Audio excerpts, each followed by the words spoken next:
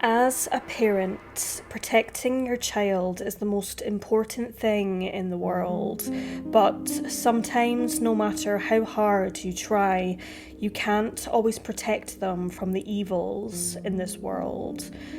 As children ourselves, we all remember how safe we would feel under our duvet covers, hiding from the monsters lurking within the darkness. For some, these monsters are not just a figment of our imaginations, but something very real. Clark Toshiro Handa, more commonly known as Tosho amongst friends and family, was born on the 5th of December 1980 in California, USA, to parents Ron and Linda Handa, with Tosho being the youngest of 9 children. According to his father Ron, Tosho was, quote, an active, friendly boy with an even-tempered personality. In August of 1984, Tosho resided with his mother, Linda, and several other family members at a property on Magellan Road in the west side of Fairfield, Solano County, California. By this particular time, Tosho's parents were in the midst of a divorce and had been living separately for around about a month by this point. The evening of August 22nd, 1984 seemed to be like any other normal night.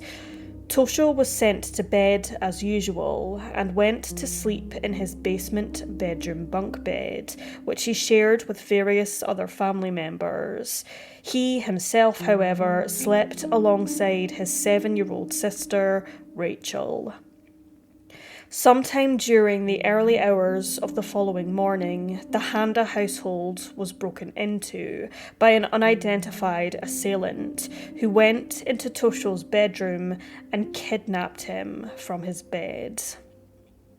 The discovery of Tosho's disappearance was only made the following morning when Linda failed to locate her 3-year-old son.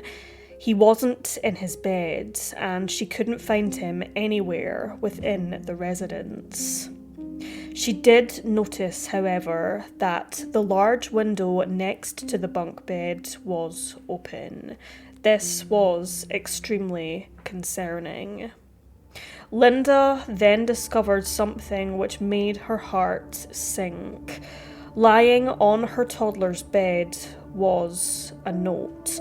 A ransom note, instructing the Handa family to meet the kidnappers at a rendezvous point where $25,000 was to be exchanged for the safe return of Tosho. Naturally, doing what any family would do to guarantee the safety of their child, the Handa family obeyed the kidnappers' instructions and went to the meeting point with the cash. However, despite waiting it out, the kidnappers never showed, and Tosho was never seen again. What makes this particular case so unusual is the fact that the Handa family themselves weren't particularly well off. They were living off a very average wage, which makes them a rather strange target for ransom and abduction. In almost all ransom cases, a large sum of money is involved, usually much more than $25,000, and the families or parties involved are usually from backgrounds of great wealth. This was simply not the case with the Handa family. Authorities spent the following days searching far and wide for 3-year-old Tosho. However, despite their efforts, they turned up nothing. In the years that followed, the case fell silent, leaving the Handas heartbroken at the lack of leads. The case from then on seemingly went cold. Despite the efforts of his family searching constantly for him, even during the years that followed, Tosho has never been found. A number of years later, a man came forward to authorities believing that he may be Tosho Handa, but after DNA analysis was carried out, it was determined that he was not the missing boy. Tosho's case was reopened in 2011, and with the help of FBI agents, authorities were able to make some groundbreaking progress, with new substantial evidence coming to light. In April of 2016, a man named Michael Anthony Blas-Fajarang was arrested and charged with the murder of Clark Toshiro Handa. The new evidence that the FBI and police had collected led straight to him.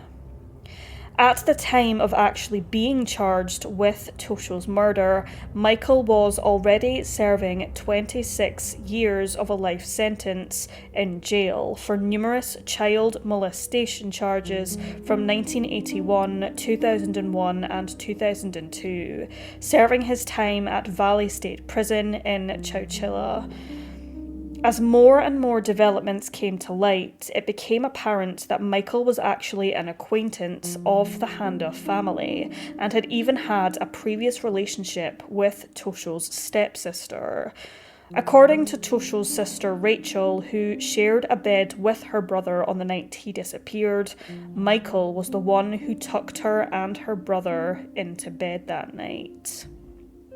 In 2017, 57-year-old Michael pleaded no contest to first-degree murder in relation to Tosho's disappearance, resulting in an additional 25 years behind bars.